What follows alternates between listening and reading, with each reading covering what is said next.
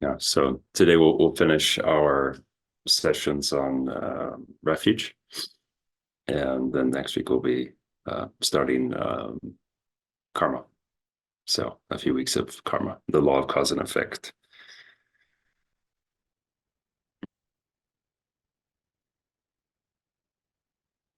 So we can just start as usual, finding a comfortable position that's conducive to our meditation.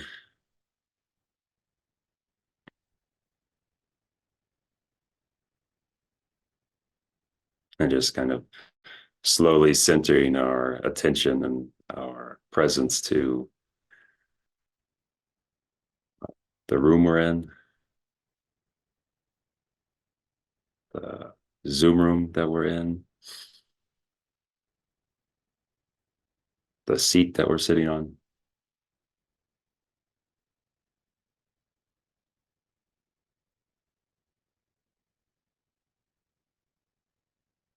and just thinking that we don't meditate too much, but from time to time, at least I do. And compared to all the other activities that we're engaged with, it's a small amount of time, 30 minutes. So whatever we were doing before, we were sleeping, or we were waking, or we were eating, or we were walking, we were talking. We just put those things aside. They're not happening right now.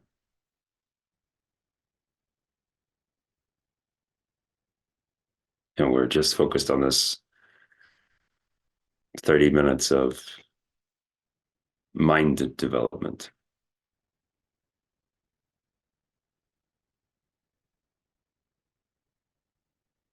So we don't have that much time for this. So we need to um, make the time worthwhile when we do it, right? So we just release these connections about whatever we were doing before and whatever we're going to do after the session, and we just focus our attention to the session.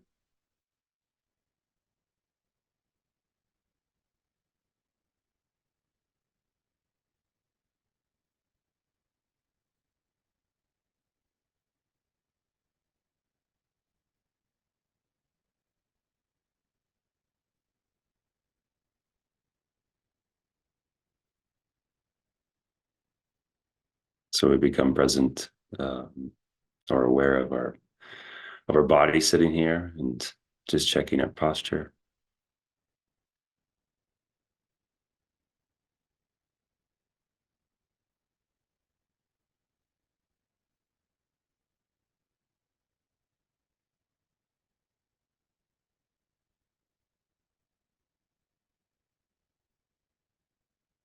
And then we can become aware of our breath to settle our mind just a bit further.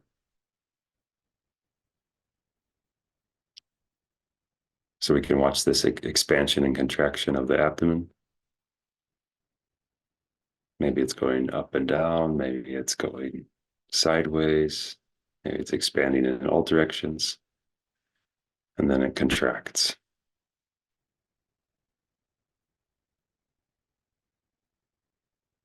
So the inhale and the exhale.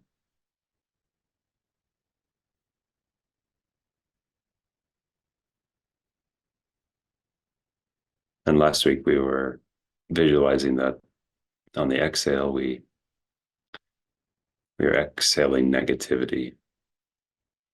We're exhaling any pain, any distractions. So this week we can just focus on the inhale. So inhale, bright white light. That's comforting and soothing.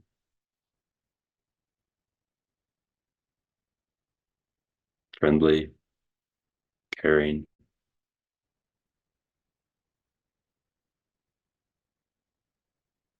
And we can think that it doesn't just go to our lungs, but it permeates and expands through every cell in our body.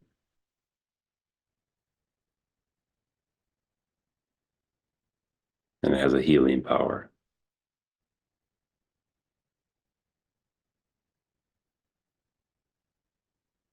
So let's just take 2 minutes observing this breath and inhaling this bright white light that has this healing, soothing power.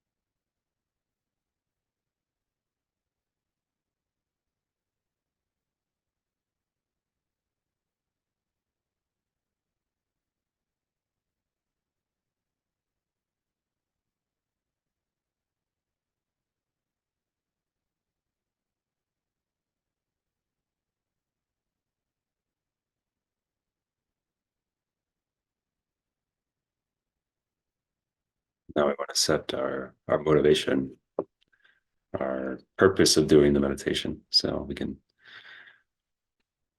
bring to mind our bodhicitta motivation. That we're developing our minds, we're doing this meditation so that we can one day become pure enlightened Buddhas. And in doing that, that'll give us the power that we can help other sentient beings also be free of suffering. So we're not just doing it for our own sake or selected friends, but for the benefit of everyone, because we're all in the same boat. We all experience suffering.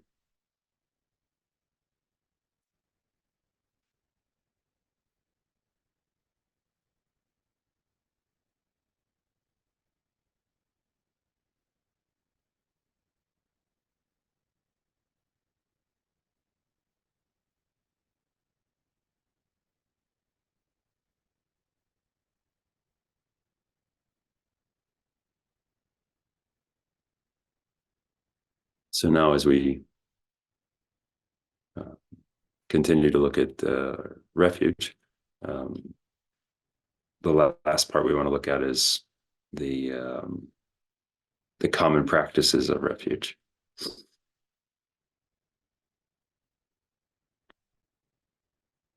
And there's said to be 6 common practices of taking refuges in the 3 jewels.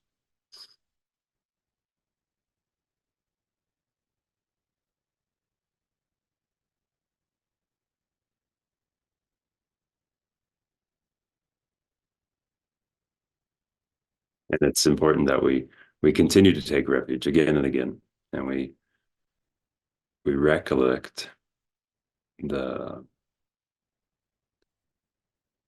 differences in the qualities of the 3 jewels.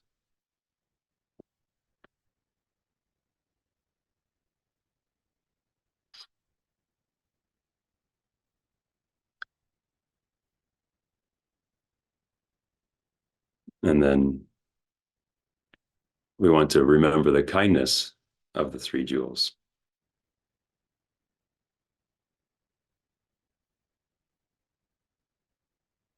So we can think of whatever good situation that we're in, and we can think that this is to the kindness of the 3 jewels. And we can show respect, but we can also make offerings. So whenever we have any food or drink, we can make an offering of the first part of the food or drink.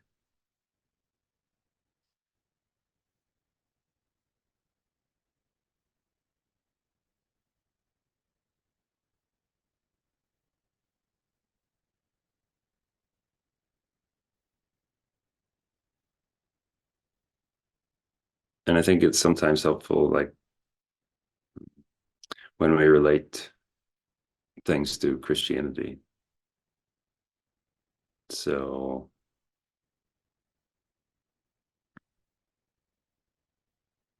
then it helps understand this Buddhist perspective, especially when it comes to the three jewels.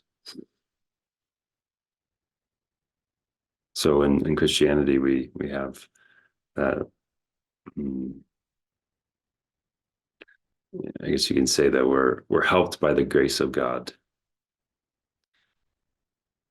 but from the Buddhist perspective, um, one is left to their own resources, you could say.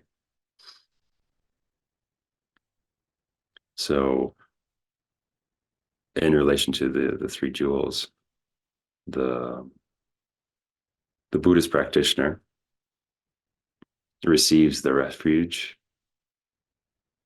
but it's more like an inspiration. And this is similar to this Christian grace,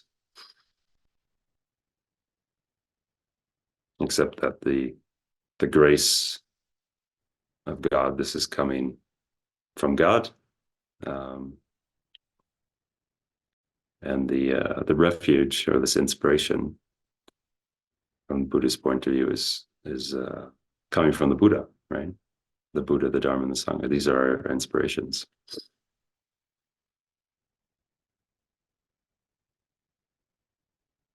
So in that way, we can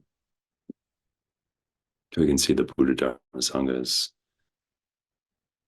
this kindness, inspiration,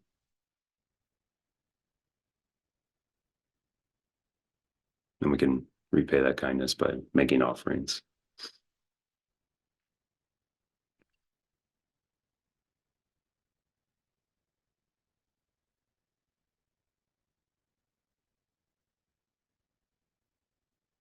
So the third practice is most of us find ourselves that we live amongst non-Buddhists, especially friends and family, and we should continue and always be compassionate towards them, but in a way that the compassion is derived from recognizing how unfortunate they are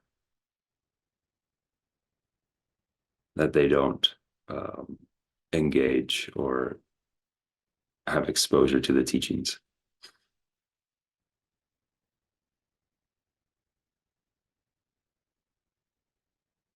So what can we do? And out of compassion, it's not that we want to become a missionary, but to just skillfully lead by example. So you can be an example of the Buddhist values to non-Buddhists. And this will um, help lead them to a Buddhist refuge. So you just have to be skillful about it. And it's all based in compassion.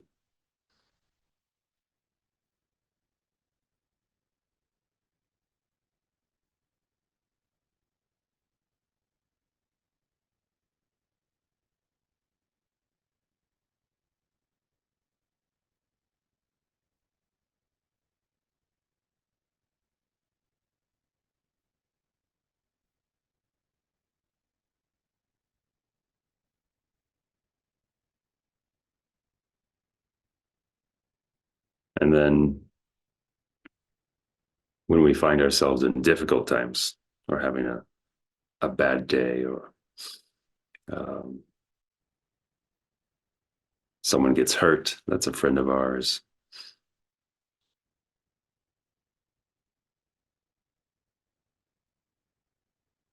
Whatever difficulty that we're having, at these moments we can turn to the three jewels and we can pray to them with this confidence that their power will enable us to solve our problems.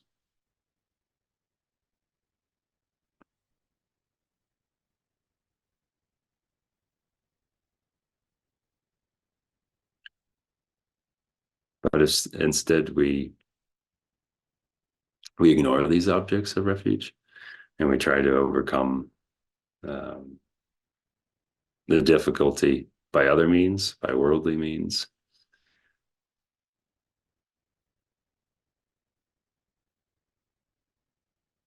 Especially material um, things,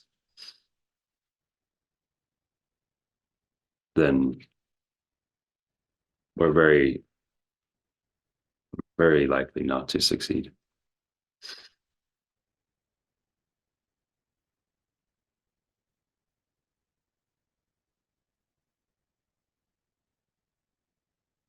So these are the good moments when we can mm, take refuge again to contemplate.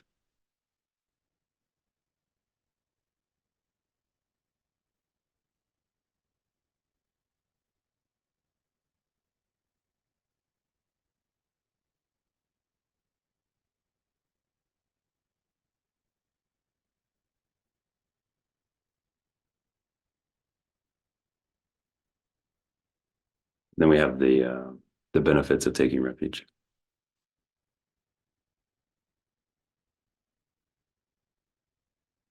which if we recall from the earlier sessions, the benefits are limitless.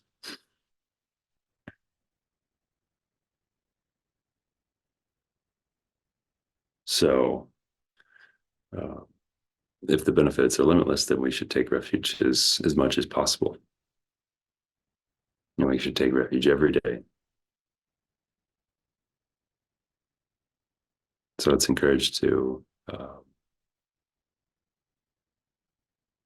take refuge 6 times a day. So 3 times during the day or the morning and 3 times the evening. And as we discussed earlier, it's not just the recitation, right? We're reciting words to take refuge, but um, we need to find that shift in our heart.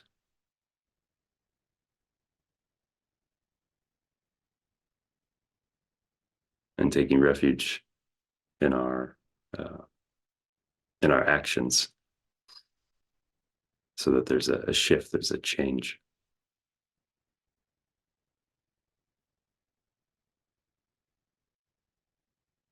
So some of you might be doing the 6 session guru yoga. So if you do that, then you fulfill this practice of taking refuge 6 times a day.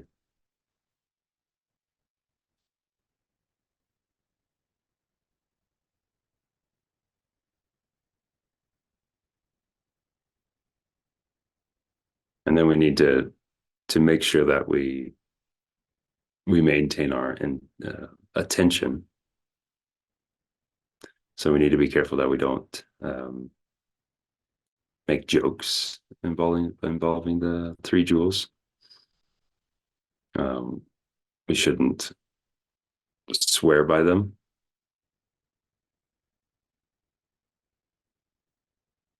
And um,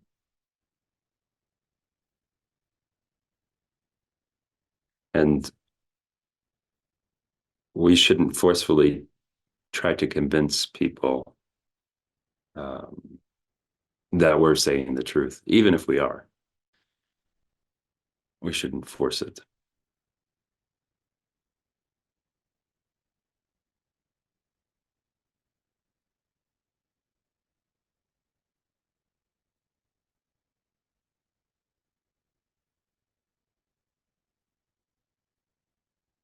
I think that's sometimes hard for us,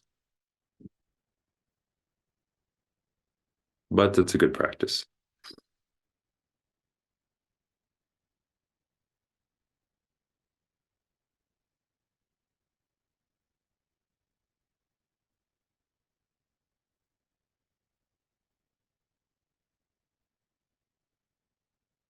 And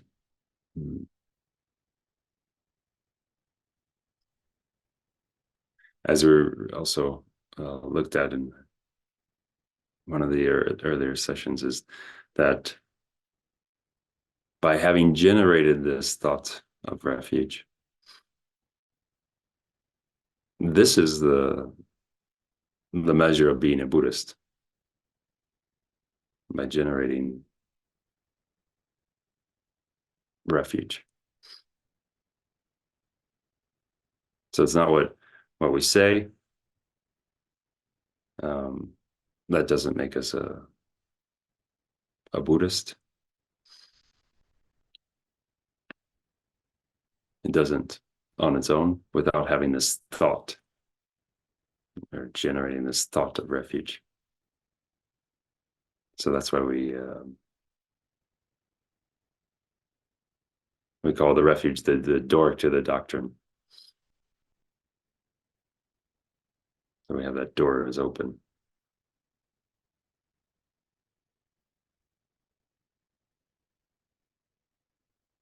And then this refuge becomes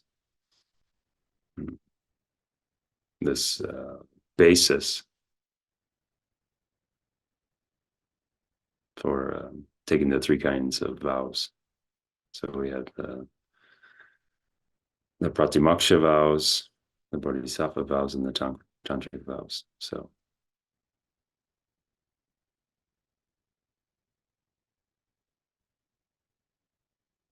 if we have refuge in our minds,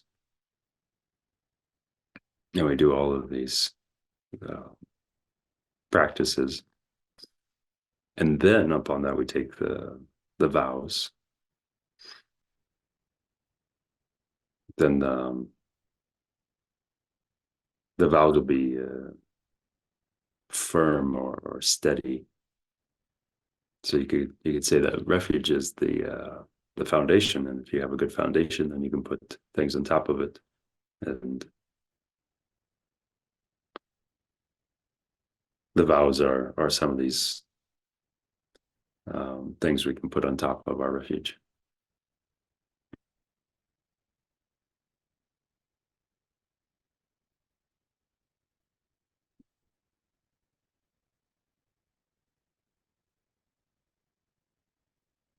And then even if we don't take part in other practices like prostrating or reciting mantras, refuge, it has this great power to eliminate negative imprints and to purify.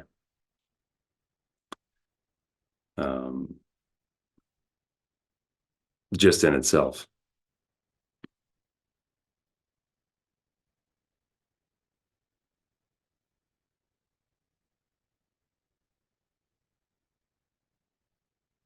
And then we also know that when we take this refuge, that it closes the doors to all the suffering realms, and it it removes the causes for being reborn in them. And we'll get into the karma very soon here. But when we take that refuge, it stops that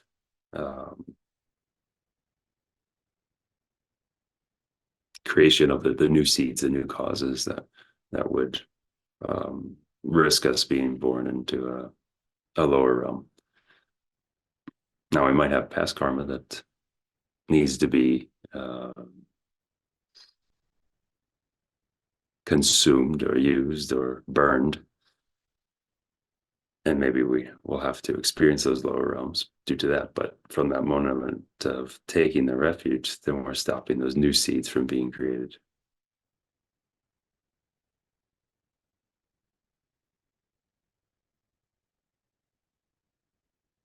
And then there's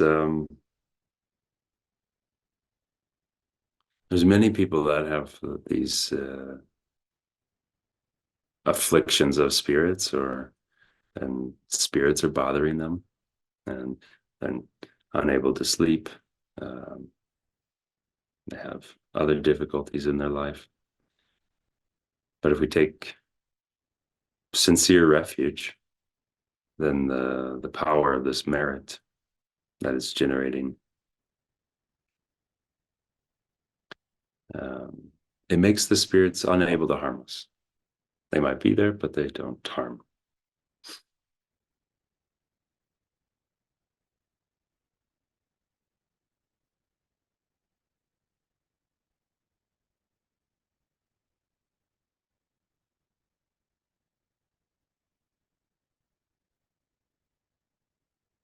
And my two favorite benefits of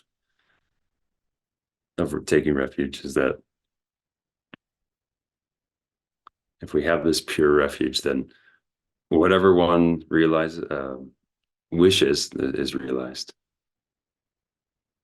So you get whatever you want. And secondly, we approach Buddhahood very quickly.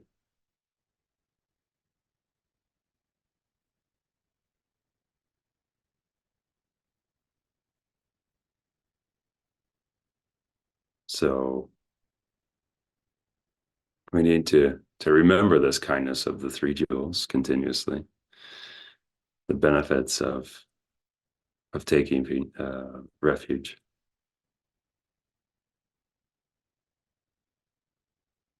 and understand these benefits.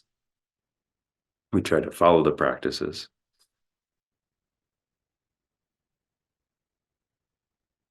and being aware of what we should do and what we should not do, what we should abandon.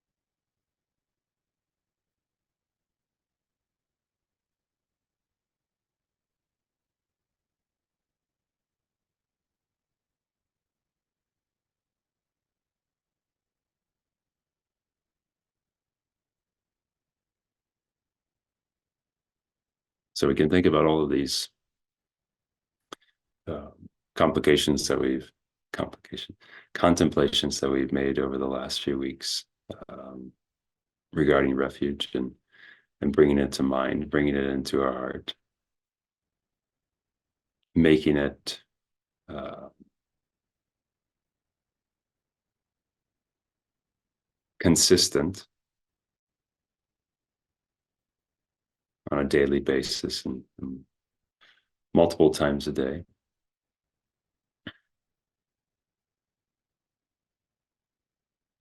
And um, we can dedicate all these contemplations that we've made, and we can dedicate them to every sentient being in the universe, to all the people that are suffering and are sick and ill that need prayers right now. May they be healed and recover quickly. And most importantly, we dedicate that these practices lead us to enlightenment for the sake of all sentient beings. And with this dedication, may it remain until it becomes a reality until it becomes true, until it transpires.